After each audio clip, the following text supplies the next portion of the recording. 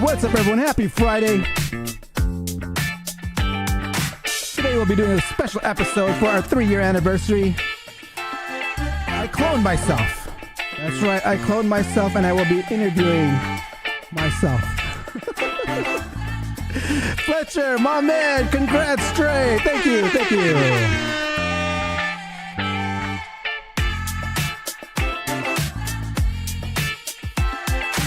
I hope everyone had a happy 4th of July. Saw all those great fireworks.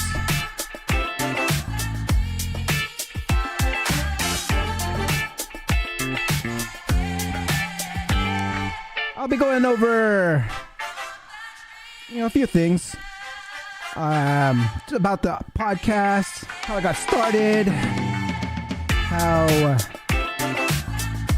why I do things on the show.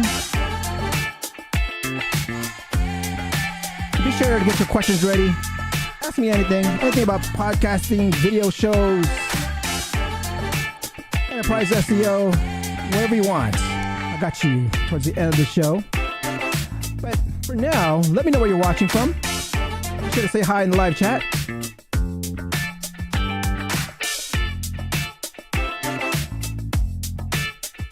Bradley Burney, my man.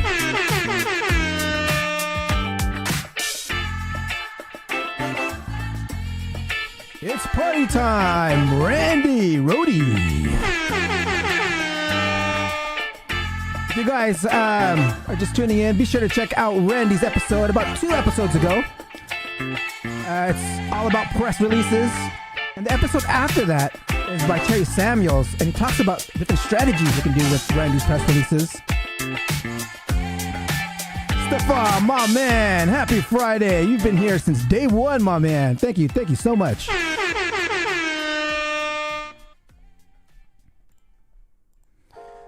Carol Fry, happy anniversary. Thank you. Don't be shy, guys. We got about a little more 8 minutes to go. I'm doing something out of the ordinary. I cloned myself, so I'm going to ask myself some questions. Hopefully you get to know me a little more. I'm going to do the exact same format of what I do with my other guests.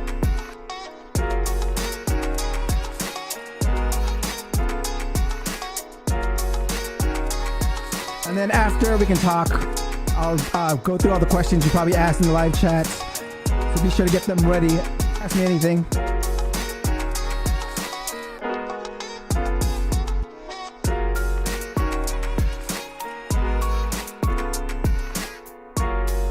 Kobe, happy anniversary. Thank you, Kobe.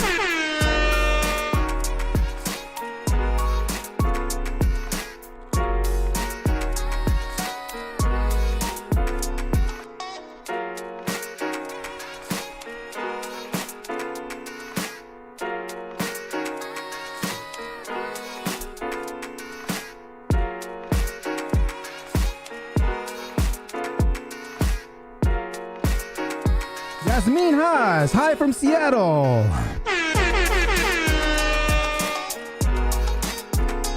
Kamuda, nice to see you back. Happy anniversary. Thank you.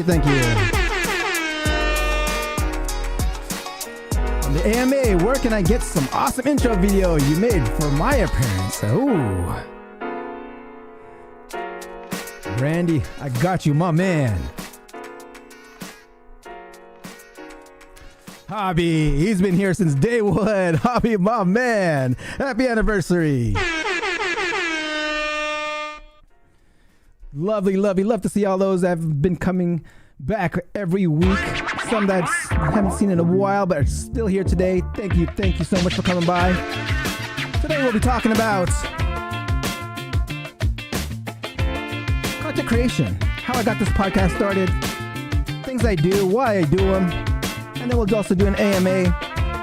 I'll be also interviewing my clone, so be sure to stay around for that. That'll be fun.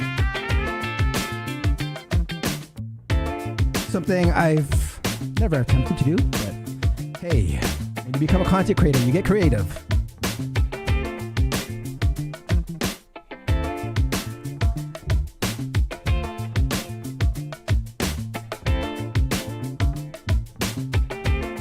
about 5 more minutes to go. You know, I reached out to a few people I wanted to actually interview for this 3-year anniversary. And I either got ghosted or no response. And I got a response and got ghosted.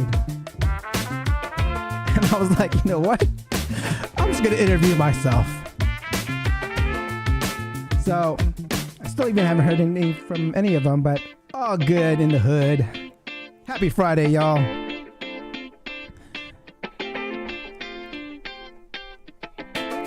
For those that were watching on LinkedIn and on Twitter and on Facebook, if you want to ask some questions, be sure to go to YouTube to get them answered.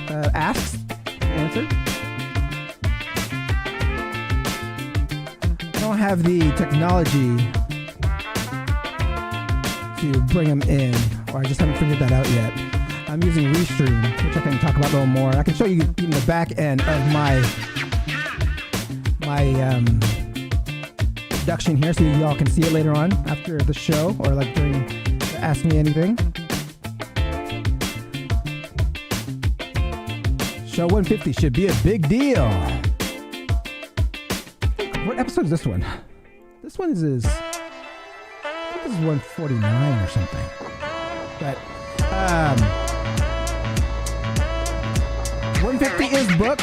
I am booked out until the end of August. So I have a bunch of guests already all lined up. It was just this episode I was trying to get someone to...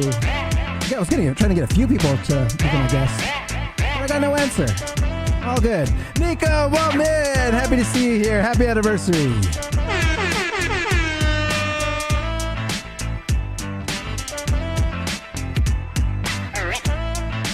I got 3 more minutes to go.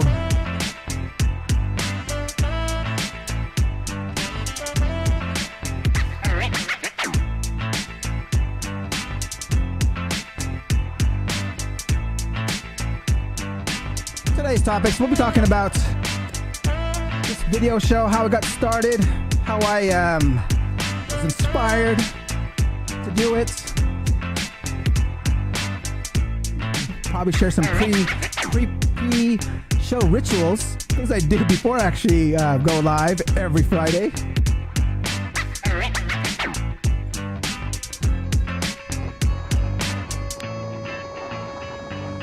Randy, ever think about doing a group AMA episode? Invite like 3 or 4 guests to come on and do an AMA. Yes, I had, and I was trying to do that for this episode.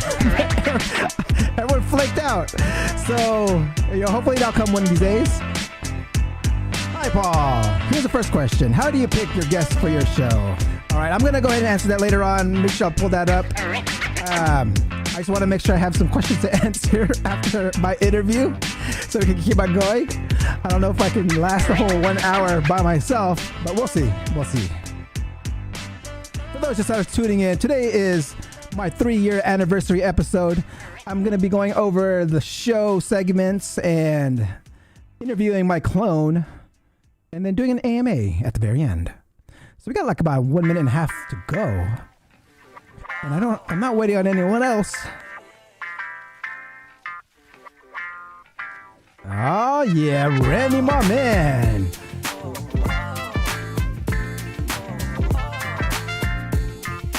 Come on guys, don't be shy. I see a few of you out there already. Say hi in the live chat. Get your questions ready. Put them in the live chat and I'll go to them when I go to that portion.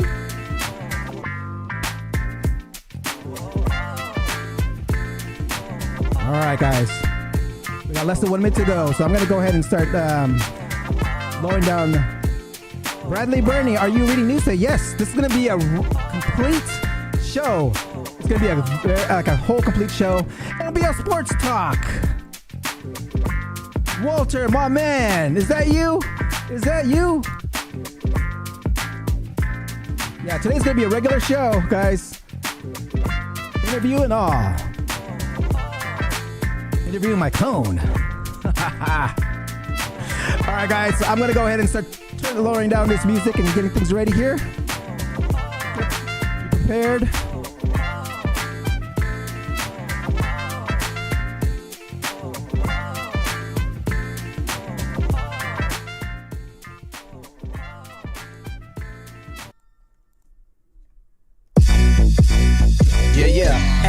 Time to get it started, no delay, let's work.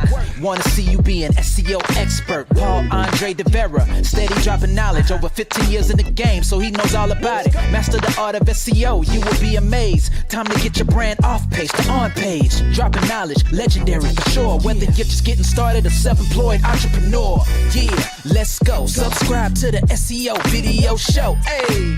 Hey, welcome to another episode of SEO's Live and Fun. My name is Paul Andre de Vera, aka Dre, and I curate SEO videos released in the past week into about 1-minute clips. My favorite part of the show is when I get to introduce my guest, and my guest this week is the founder of the SEO video show, Paul Andre de Vera. Before we get started, let's say what's up to everyone in chat. I see Emily, NBA Sports Talk, Walter, Bradley, Randy, Stefan, Nico, Hobby, and Yasmin, Kamuda, Kobe. Thank you so much. Please like and subscribe. Now let's get on with the show. Hey Dre, why did the SEO cross the road? They wanted to get hit by traffic.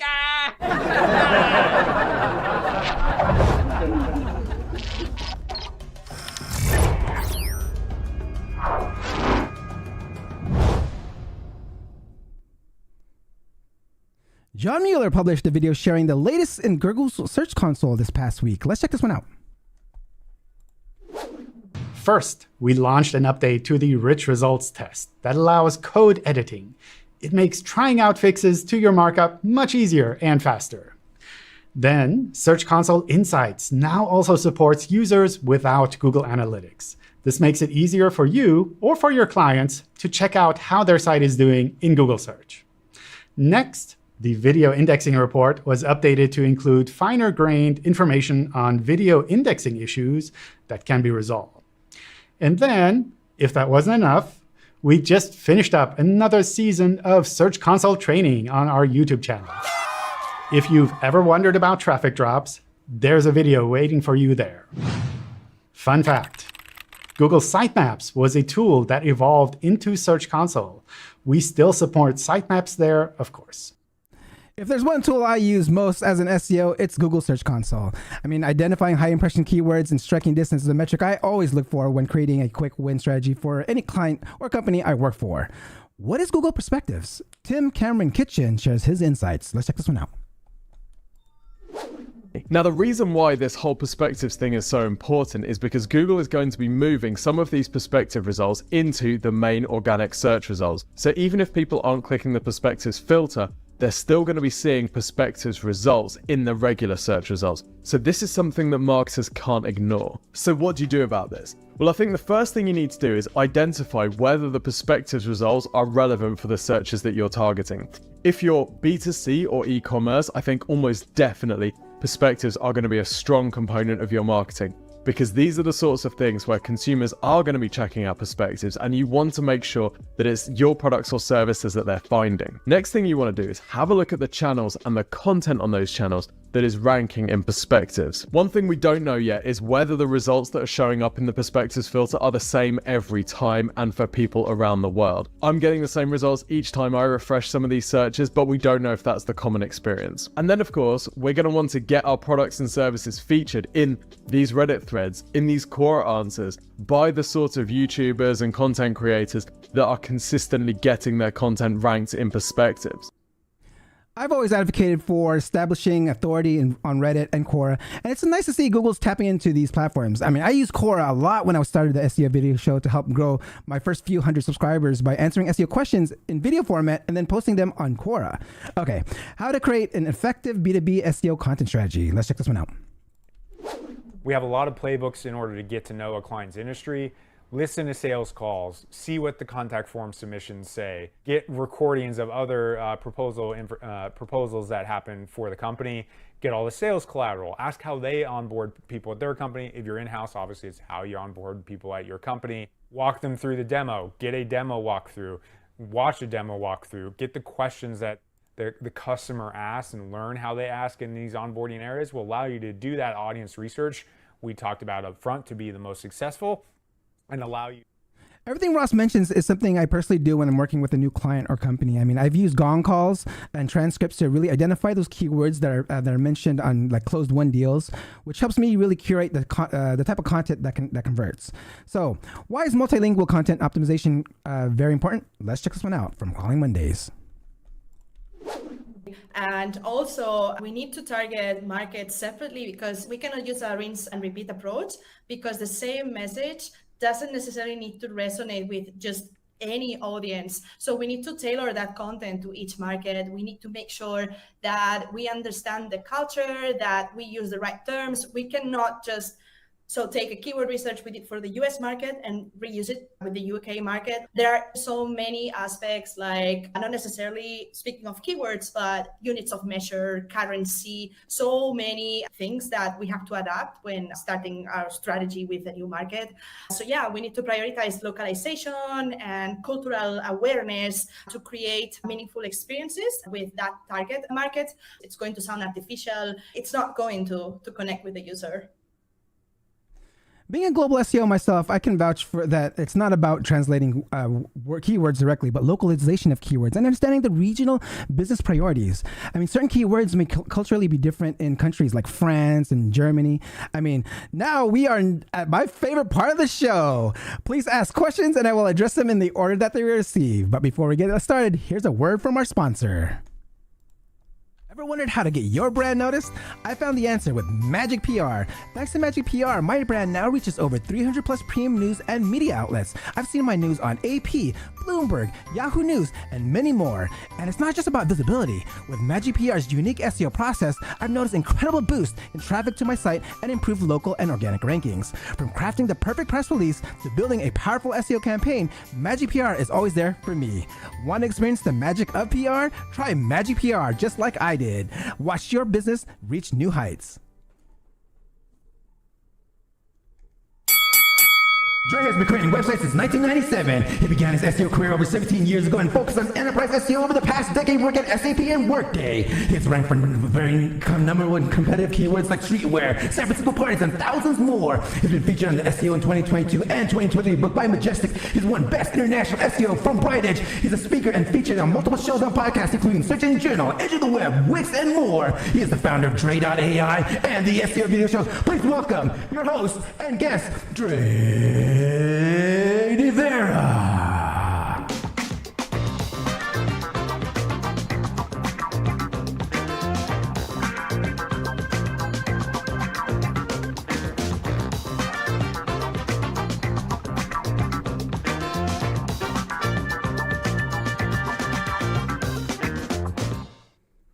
Hey, Dre, welcome to the show.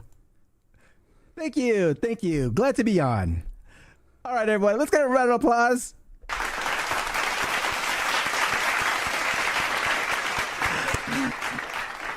All right, let's get right into it. In 1 minute or less, how does Dre get ranking on page 1 of Google?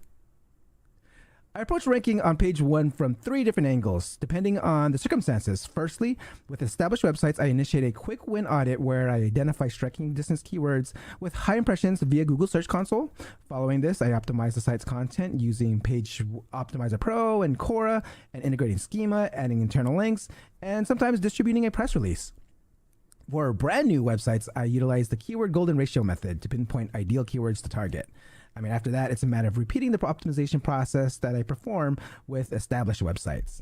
And lastly, I am fond of securing page 1 ranking with YouTube videos.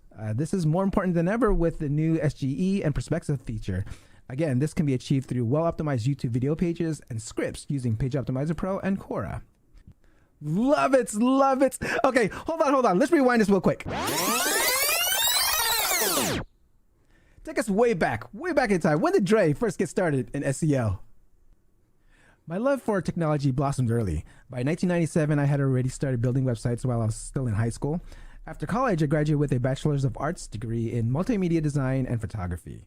I launched a subscription-based content business and explored the world of SEO, domain buying, and affiliate marketing in the adult space. I mean, back then, there was only 2 ways to make money: online casinos and adult stuff. My first corporate role was in 2006, was a blend of web development and SEO within the music industry. Here, I gained invaluable experience that helped me become a successful nightlife promoter and photographer in the San Francisco Bay Area. I mean, I believe that the SEO skills I've learned allowed me to rank for search terms such as San Francisco parties, San Francisco nightlife, bringing me a significant following and cracking parties. This following significantly also boosted my streetwear business, Filthy Drip, which I started with my brother. You can see many of our designs on Google image search. Just search Filthy Drip. I mean, we partnered up with shows on MTV, which kind of helped the brand get out there. But what drove a ton of business was ranking for the keyword streetwear. And then my career took a turn towards enterprise SEO over about a decade ago at a company called SAP, where I was the SEO, SEM, and analytics manager. I mean, this was something where this experience also was further refined when I was at Workday, where I served as the search marketing global lead. At Workday, I crafted an extensive SEO program managing over 16 regional countries, which became one of the highest revenue generating channels, influencing over like 500 million in yearly revenue. Damn!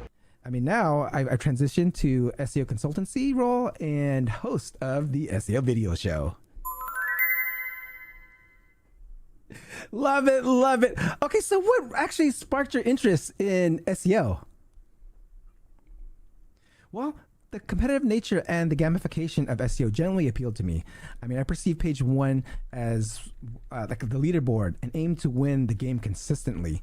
And as an early entrepreneur with limited advertising funds, I mean, I resorted to SEO and guerrilla marketing as my primary channels to market my businesses.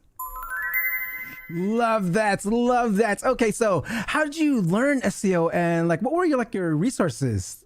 My first introduction to SEO came from Aaron Wall, who was published a frequently updated PDF on his website, SEObook.com. And I mean, I actively participated in forums such as Black Hat World, Webmaster World, and SitePoint. I mean, these were just some of the things that I was always doing on a daily basis. I mean, I also closely followed SEO focused blogs like SEO by the Sea, Moz, and Viperchill. I mean, today, now I stay informed by following the entire SEO industry, and I look forward to interviewing every SEO expert in the coming years. Excellent! All right, guys. That was my interview with myself. Hopefully you guys enjoyed that. I mean, I try to mix things up here. I mean, it took a while to try to figure out how I was going to interview myself, but I think I executed it pretty well. But again, this comes about down to like creativity. And when you're a content creator, it's about like just coming up with new ideas and really just testing the boundaries. I mean, for now, I want to actually kind of talk about the show itself and go into some of the questions that you guys have been asking. But the SEO video show started about 3 years ago, and it was something that started, of course, because we were all stuck at home, and I still wanted to network with a bunch of you guys, and kind of like and starting a YouTube channel was something I've always wanted to do. And from listening to a bunch of like podcasts when I was commuting to work every single day, like Edge of the Web and Search Engine Journal, those were like podcasts I was always listening to, but I didn't notice that they actually had video because I was barely on YouTube because having a 9 to 5, you have to you're just not watching YouTube. Well, at least I wasn't. So, then I saw that everyone was doing videos. Like, what? This is something that I really wanted to do. And so I went ahead and knew nothing about live streaming, like nothing. There was nothing about live streaming. And what I did was I bought a course. Like, I feel like if you want to learn something and get right into it, is just buy one course that has it packaged all together. So I took a course. It took me about maybe 3 months to actually get everything and like all the equipment. And as I mentioned, I was a photographer before. So when I was, I had a lot of this lighting equipment already, and I was already had a degree and knew about multimedia. And so kind of like that kind of helped out with my experience as well. And so that's when I was able to kind of like put this together. I practiced. I mean, something about the show is that it was inspired by. Right here, let's see. Let me go to like Randy. Where did you get the idea for the show and format? Love your unique energy and approach. So I actually got the idea from a show in the 90s. I mean, actually, if you look at my show itself, it's really about this 90s feel. I mean, you see all these bright colors, these color like this Miami Vice type vibe. But the show was actually, I consider this a talk show, right? So, there's a talk show called Talk Soup on E. And, it was kind of that format. So that's kind of the format. And like he was, it's like, it was cheesy and corny. And that's my personality. I mean, it ain't easy being cheesy. So that's kind of like one of the things what really, really inspired me. But I mean, there's shows, of course, out there that, when you think about it, sometimes I get compared to a podcast. Podcast is totally different because this is an actual show and have visual effects and sound effects. Maybe there'll be some sound effects within podcasts, but with the visual effects, it's a little bit different. So when you compare this particular show with the podcast, I think it's it's an apples and oranges type of thing because they're two different mediums, and I'm kind of using both things at the same time. One of the things that I've learned through this was really, really taking in feedback, right? Feedback was something that I really accepted and was able to kind of apply right away. I mean, I have my own mastermind with Brad, Garth, and Matt, who's I believe in the live chat there. But they would give me feedback on certain things. They'll say, "Hey, dude, you keep playing with your earbuds. Maybe you need some new a different size or something like that." And I didn't notice that unless someone was actually giving me that feedback, and it was, it was kind of blind to me. So really, really getting feedback, and a lot of feedback from you guys as well. There's a lot of times where they said that the knowledge bombs were like too loud, or it's kind of really kind of minimize that. Sometimes I was doing the knowledge bombs too much, and so I kind of minimized on the knowledge bombs and stopped getting knowledge bomb happy. But it's kind of hard when someone's dropping knowledge bombs. But so that's something I kind of do as well. And taking one of the things I want to share here with you is also like my studio. So this is not my studio, but my production. This is what I do. This is how it looks like. This is how I run the show. It's something called vMix. So vMix is what I use to kind of really produce the show. Like I kind of, prior to that, I really cut the clips and really, I kind of prep them ready. And then I put them in this studio right here. So this studio is like something that I have to kind of really, really press my buttons. I do have I can't really pull up my equipment here, but I do have a episode where I do have a little skit I did for SEMrush one time where I actually kind of show off all my equipment. But each one of those frames on there is programmed to a button on my desk. I have this 80 blank keyboard that I just press different buttons that do certain things. So that helps me kind of go through all that right there. So that's kind of the pre-production there.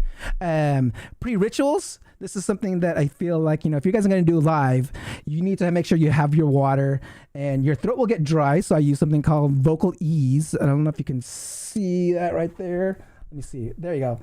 Vocal ease is something where you kind of mix your throat, coat your throat so you just don't have it just doesn't dry out as much. So, and this is what singers use and stuff like that. And of course, these lights right here are really, really warm. So, I kind of have to make sure you got the face powder just so I'm not sweating and shiny on the show.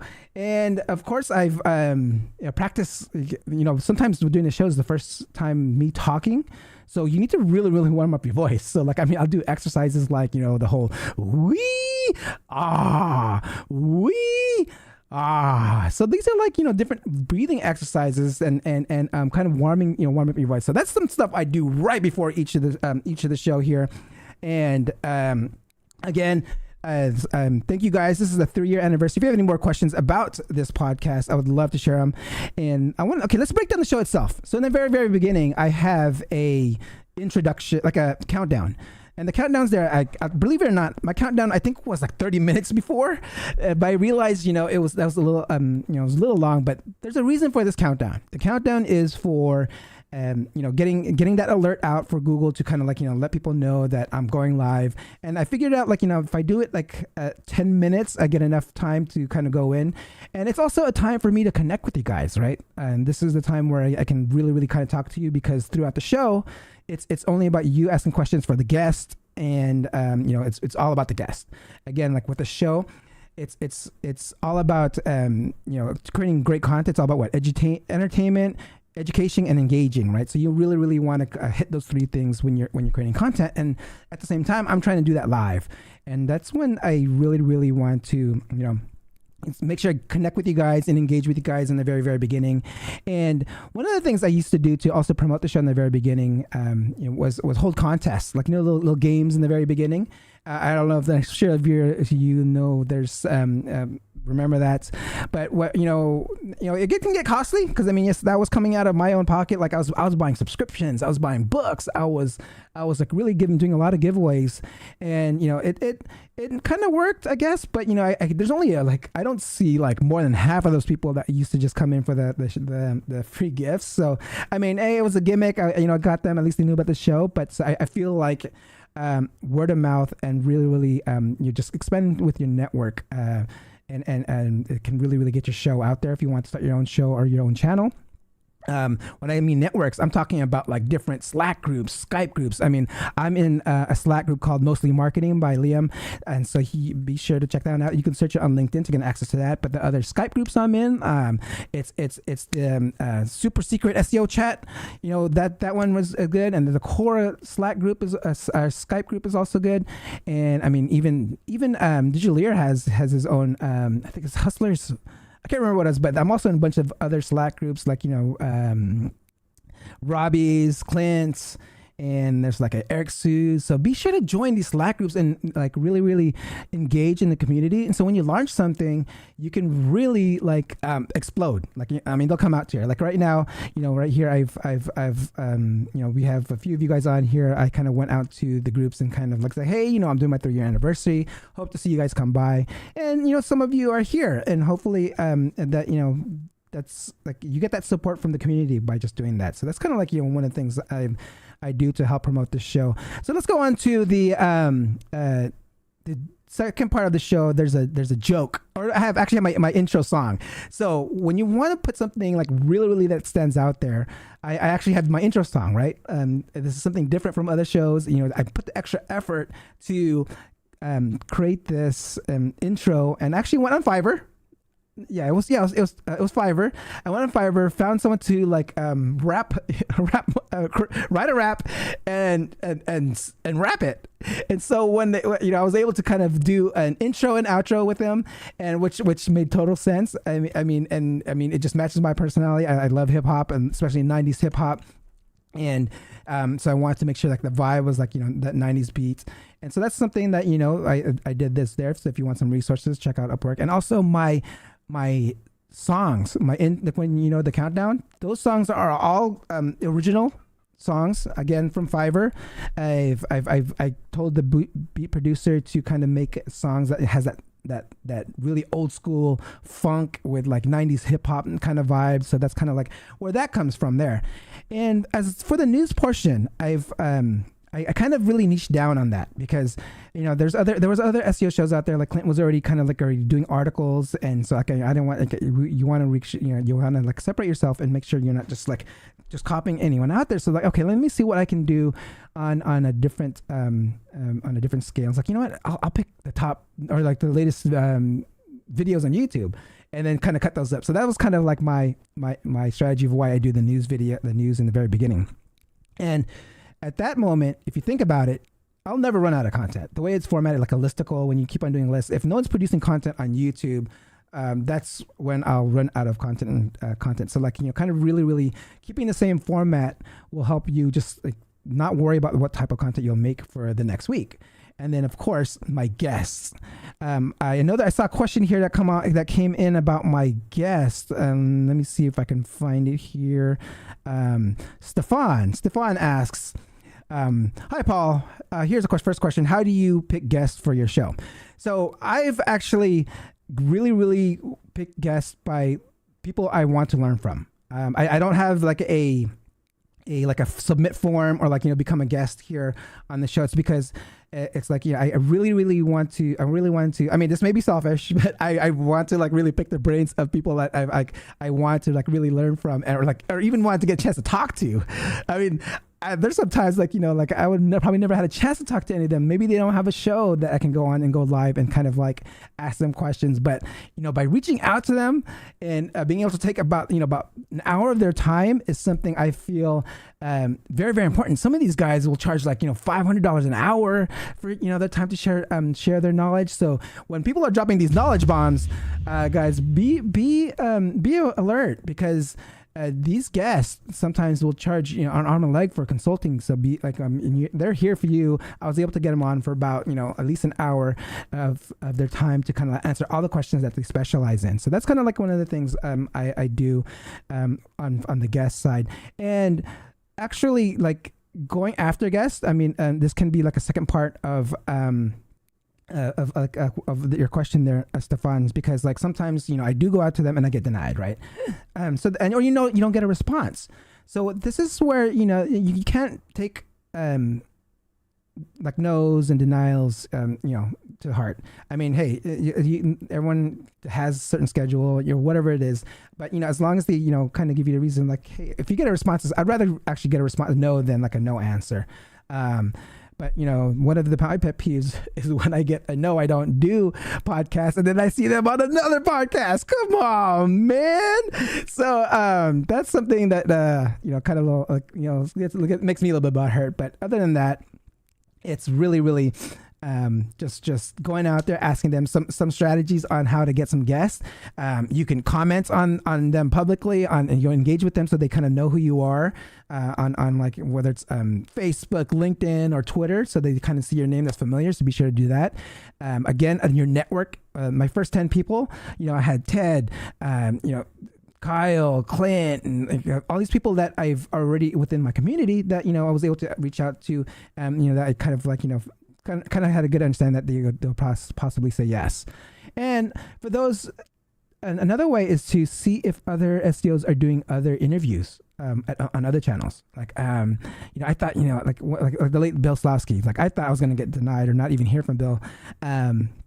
And it's like, because like he was, I think my third interview, my third guest, but he was actually nice to come on. But I wouldn't have, like, I was thinking about it as like, okay, he's always on all these other shows. Maybe he like he's open to doing like a new show, which is my show, which it worked. And so be sure to check out and see if there's someone that you really want to talk to, if they're doing shows themselves, and that's kind of like a more easier like person to kind of reel in to do your show. So that's kind of like one of the things. And so now it's about the topics, and I do have a set of questions I've always asked, right? As you notice, there's a certain format that I follow, and I ask the exact same questions, but then I would go into a specialty question that they specialize in and really, really go deep on that topic. And how do I find these topics? It's through like their presentations. Like a lot of these people I get on here are speakers, and they'll have presentations. So I'll find the presentations and kind of like really dissect it. So I actually maybe already know the answer to some of the questions I'm answering, but that's something where this show is for you guys. It's for like my audience, and like the audience, like there's questions I always ask and will that you already know the answer to, but not everyone does. And so this is more for the audience, which is why I'll ask questions that I already know. And even for some of the clips that I play in the news is repeated, every sometimes, not necessarily repeated, but the topic will come off, some topics will come in often, but that kind of like really will for me at least as an SEO feel that is important. I'm really kind of curating, kind of like filtering out the things that I don't think is important. Again, that's my curation of how I do my own SEO, and SEO rankings. It's like I really follow what the advice of the information I find from my little news segment part. And then so once we get on, again, so that's pretty much, I guess, the whole show, right? That's getting my guest. So Bradley Bernie asked how out guests booked for. I'm actually booked out until the end of August. So I think I was able to get like 3 months in advance, but I try to stay at least 2 months in advance. is the bare minimum. Because I mean, if you think about it, it's not that hard because there's only 4 weeks in a month, so that's only like 4 guests. But I am booked out until August right now, so like I'll possibly next within the next few weeks or so I'll start booking out my September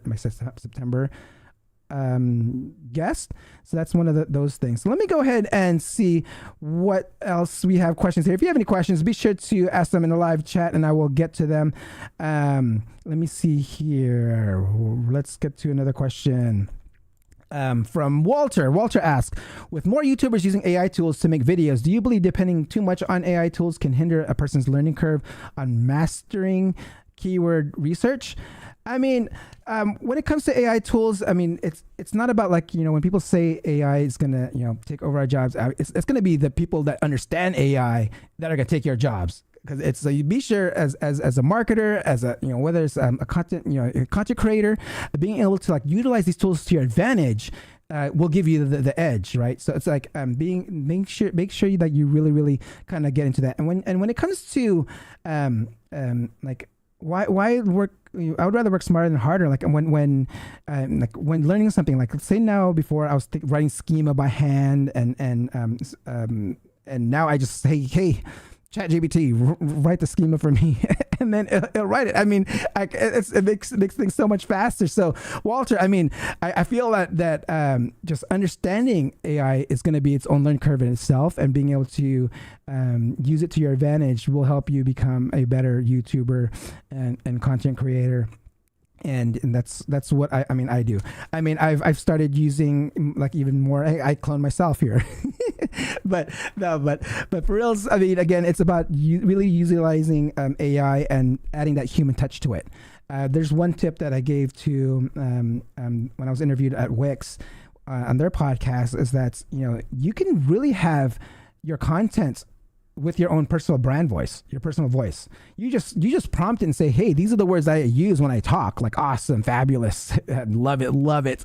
Just add that with your prompt, and then ChatGPT will like sprinkle them in where it makes sense. So being able to really understand that is something that you should really kind of take to heart. Okay, we had word showers. AI content exposed. We're just talking about how, congrats, Jay, you beat us hands down on time. Awesome stuff. Okay. So let's go ahead and keep. I want to go ahead and see if we have any more questions here. We have one from Emily. Emily asks, what are a couple signals that tell you that a page is ready for backlinks, assuming technical on page are as optimized as possible based on Surfer than Quora? Well, I mean, when it comes to backlinks, I just get them. I mean, I don't wait. There's no reason to wait on them. I mean, when I talk about like when I do my SEO, I use two tools. That like content optimization tools. My personal preference is a Page Optimizer Pro and Quora. And there's a couple of reasons for that, because sometimes the man behind the technology has different methodologies, right? So it's like you really getting the smartness and the insights of the SEO geniusness of two people that that you trust, and so that's why I use two content optimizers, and so that's one of the things. But yeah, Emily, when it comes to backlinks, I do it right away. I even do a lot of social signals. I mean, this is something that I don't really mention as much, but I do have personas. I do like high authority personas that I always share all my content right away. When I make high authority personas, is like I actually find personas or usernames on Twitter or on Medium and like all these other different properties where it has a lot of backlinks, and for whatever reason the user changed their name, and so I swoop them up. Right, so this is kind of like I have my own like syndication network of high authority ways to kind of really kind of share my things. And again, this is kind of like just really, and what I'm doing is I'm also just kind of creating this knowledge graph on the industry that I'm in, and I'm in the tech industry. So like every time I get a client, it's really easy to kind of share things that are on the same topic. So I've actually created personas that actually have high authority within like the tech industry. So that's kind of like the one thing I do that may be a little more on the gray side of things there. How do I rank on the first page, Kamuda? So I mentioned that in my my interview there on the three things. I mean, for a person that for an established website, for any client or company, I always do that whole quick win type audit report where I kind of look at the keywords that have high impressions within Google Search Console, that are on the second page that can really really go after and make a difference like quickly, and then the whole keyword golden ratio. But I'll tell you this, with YouTube videos, it's becoming easier and easier to rank on the first page. I kid you not. So I mean, if I'm actually ranking. I mean, I don't want to give away some of these keywords I'm ranking for, but I've scheduled like live events on YouTube, and just optimized my thumbnail with the text, and optimizing the on page of the video page on YouTube, and it's ranking on the first page of Google. So, and one of the other things I do with how it's you can easily rank on video, which I'm like 100% like has worked for me. If you already have a blog that's ranking on page 1 of Google, convert that word for word with the video. Like read it in the video, and make sure you throw in the keywords, because within your video, like with some text and stuff like that, and you'll see it ranking on page 1 of Google really quickly. So let's see here. Stefan, Paul, this interview is awesome. Thank you. This is something I cloned myself. Vashko, my man. So Vashko was actually on here just recently as well. So be sure to check out his episode. He is the owner of Vetted, and it's kind of a vetted type of SEOs that are on there, and some quality stuff. I mean, I've registered, and I'm gonna start using some of the stuff on there for myself. And he has a bunch of other projects, so be sure to check that one out. All right, we have Bradley, awesome stuff. Happy anniversary. We see here. Ali, can you explain your take on the golden keyword golden keyword rule for newer sites? So I mean, that's something I do for all the time. Like for all the newer sites, it's something I've found that it's just an easier way to get your site have that quick authority. I mean, even though like these may be lower search volume, but at least you're ranking for something, right? I mean, at least you're on page 1 for certain things, even though it's a few.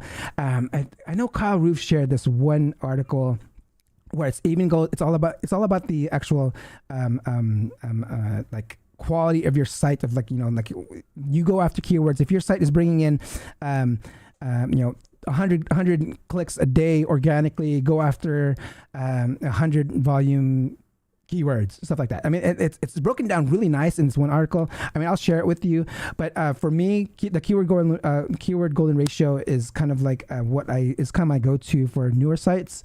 And I mean, it's just an easier way to just, as an SEO, get ranking, because sometimes if you're trying to rank for a keyword and you don't move or don't go anywhere, it can be pretty depressing, right? So that's something that you really want to, and these KGR keywords are usually like really, really easy to rank for. All right. Vashko, how many more years do you see yourself doing the SEO show for?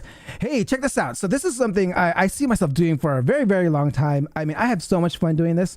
I mean, it's actually, there's a lot of work that goes into this, but it's the passion, right? The passion of it has actually gotten me to really, really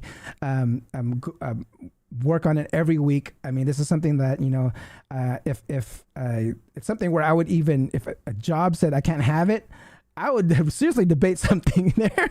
I mean, I would really fight for it. Maybe if I would have to move it to a weekend or whatever. But no, the SEO video show is something I have a lot of fun doing, meeting all you guys. And again, it's the way I actually learn. And over the years, it's become productized. I'm getting sponsors now, right? I mean, now that like I have, I had Href sponsor it before. I had Previsible, and now I have Magic PR here sponsoring it. So with the sponsors, it's just putting their logo there, talking about it, and it's like it's just extra income that can come in. And maybe one of these years that it becomes sponsored even more, and it becomes like something even bigger. But this can possibly lead to like maybe my own media company, right? So this is something that I'm kind of doing out there, and kind of just putting myself out there. I feel like content creation is like the new currency for creators, and so making obviously, so you especially as marketers or anyone that just wants to start a business we all talk about personal brand, but yeah, creating content is the fastest way to building your own personal brand. I'll tell you this. Here's a little thing about personal brand. A personal brand will not get you a job. I'm gonna flat out say it. I mean, I've developed a personal brand, and like I sometimes I feel it's actually gonna kind of hinder your career if you want to go that whole corporate route. It's for whatever reason it hasn't worked. So what I did, like I even on my own corporate profile on LinkedIn, I actually split out everything I do on the side or anything that's personal branding. I put it onto two different piles, and it's worked. It's worked. I've been actually getting more interviews, and I've been actually getting more clients, and so being able to separate those things out is something that I've done to really, really get going. So if we keep on going here, let's see. How are you using press releases nowadays? Are you building backlinks to it? All right, Bradley. So if you guys have been watching the episodes these past few weeks, we've had Randy Rohde on here talking about press releases, how to optimize them. We had Terry Samuels with a strategy of how to really get them ranking. I've been using press releases for like the longest. I mean, it's something that maybe has been coming up a little more nowadays, but it's I've been using it, I'd say honestly, since maybe 2011. And these was just a way of me to get the backlinks, and like it's always a press release about either like an announcement of a new employee, a new product, and just really kind of getting those keywords sprinkled into these press releases and sending them out there. For me, building am I building backlinks to them? I just started. I started building backlinks to my press releases after watching Terry's episode, and kind of really doing that way. But what I've always done is get them indexed and have them crawled. I'll run them through indexers like Core Linkary as a crawler. Really use submitting them to my network of high authority social profiles. But yeah, I mean, if you send out a press release, it's not going to get anywhere unless you kind of like give it some action. Give it a little rub there so it can grow. And yeah. All right, so let's go here. Let's see here, Jeremy. Congratulations on the 3 years. You are the man. Sorry you've been away. Good job. And Fridays are tough for now, but I'll be your regular again soon. Let me get a beer and ask a question in a bit. Okay, Jeremy, it looks like if you can ask a question. I've ran out of questions here, and we're almost coming close to time here anyways. So, but I mean, if you guys have any more questions, please ask them in the live chat and I will address them as soon as they come in here. But again, I see myself doing the SEO video show for quite some time. I don't see myself going anywhere. It's something, again, I learn from all the time. It's my own personal development, professional development. It's a great way to reach out to these great SEO practitioners without paying a huge consulting fee. So that's always a good thing. And I'm going to put it out there, guys. If any of you guys want out there, whether you are another SEO or just someone that wants to learn it, I have an open book calendar. Go to dre.chat, and just put some time on my calendar. I have like a free 25-minute sessions for anyone that wants to kind of just chat it up on Zoom. I do have this all the time. I have actually, I only ask is that I record them because it's crazy when you talk to other people in like a setting of like when they ask you questions, you tend to like pull different information out of your own brain. And like sometimes I would answer certain questions like, damn, I didn't know that. And it makes sense. Or like, it's just a way to kind of pull these things out, and you can like turn these conversations into different pieces of content and like, different blog posts. So if you want to book some time with me, dre.chat, if you just want to like, talk about like maybe some business ideas, if you want to, I've actually had some people kind of just booking some time to kind of like go over their content and see what they're doing. But believe it or not, it's a majority. It's more on the content creation side. It's more on, building the channels. I mean, I do get some SEO questions in here and there, but it's more about like the overall marketing and like creating content. So, I mean, I love creating content, and that's one way of me creating content myself. So that's one thing to do. So let's go ahead and we see here, Stefan. Hi, Paul. Does anyone help you with the show? No, I am a one-man band. This is something where, again, like I have like an 80 key keyboard here where I actually do all the buttons with all the knowledge bombs and all the. These are all clips that I have pre-programmed on a keyboard of, and believe it or not, they're not even labeled. I've actually visualized what each key does with what I do for the show. So no one helps me with the show. I go out and really research all the videos that I find. I'll tell you this, when I first started, I was maybe spending like 20 hours a week. And then I kind of like got into the rhythm of just kind of like finding the type of content I want to do. I realized like, I can watch videos in 2x speed and kind of catch certain things, because I was just watching videos, trying to take notes and every single one of them. And it was a lot of work, but I was able to kind of condense it down to maybe 4 or 5 hours a week, doing all this and being able to produce this show here. So let's see here. Bradley.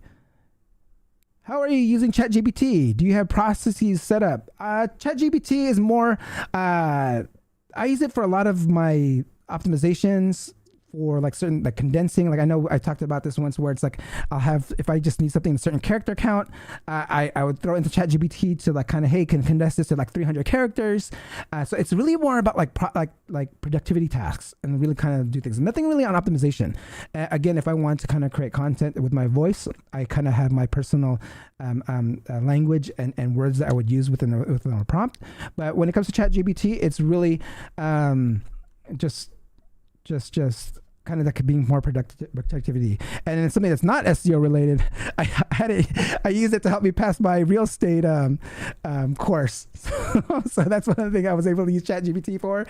And so yes, I passed it using ChatGPT, but now I have to take the actual exam, and so there's no ChatGPT there. All right, so NBA Sports Talk, happy anniversary, Paul, and continue to add value to community. Yes, Walter. Thank you again. And again, we're coming close to time here, so I'm going to go ahead and take this last question here. Do you ever have an experience with Kyle's avalanche theory to interlinking, funneling to mono pages? No experience, but it's again like the way I've siloed has always been following his practices. I mean, I really understand. I feel that siloing your content. Terry also has a way of just really honing in on certain content and not linking to any other pieces of content. But interlinking is a part of my own SEO strategy. I really know it works. I mean, you have to really interlink it so you can really kind of pass the value. I mean, there's some things where I'll interlink maybe if I want to get a quick boost on something. I would maybe find one of my pages on a site that has like a ton of backlinks or has a high authority, and if I kind of just really want to pass some juice real quick, I'll add it somewhere within that blog post. And again, but yeah, internal linking and just really kind of just being able to cluster these keywords in a certain way that makes sense is what I do. It's not, I mean, it's not for me. It's not. I don't go too advanced at it. I mean, I haven't tested out. If you guys heard of the mini nets? The mini net is like an old school way of like interlinking content, and it's just like crazy stuff. It's out there. Just search it, MiniNet PDF, and you'll see that interlinking strategy there. But yeah, interlinking is part of my strategy, and so that's something I do. Ali, thanks for coming by again, everyone. I think I'm gonna go ahead and call it, unless there's another question that comes in here, because we are at time. Again, thank you again for everyone that coming by. Happy 3-year anniversary to the show, and thank you for coming by. I want to give you a round of applause.